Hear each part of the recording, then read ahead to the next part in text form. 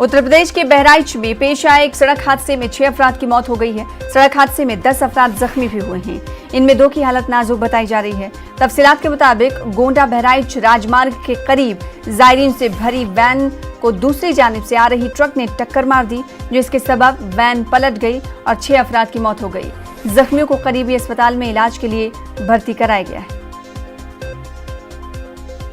हम लोग किशोसा से आ रहे थे, लखीमपुर तक जाना चाहते थे। लखीमपुर में घर है और ये बयागपुर के पास में एक्सीडेंट हो गया।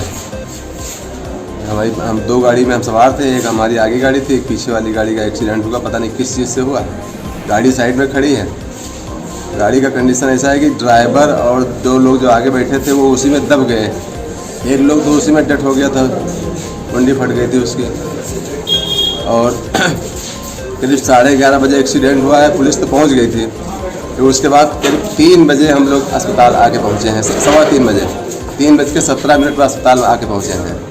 अगर वो एम्बुलेंस टाइम से पहुंच जाती है तो इतने लोगों की डेथ नहीं होती। 5 पेशेंट आए हैं जो कि ब्रॉड डेड में आए हुए हैं।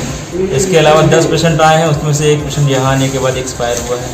अब तक 6 मौतें हो चुकी हैं। कितने घायल हैं? लगभग 10 पेशेंट घायल हैं। स्थिति उसमें से 2 पेशेंट की स्थिति थोड़ी नाजुक है, बाकी तो ठीक है।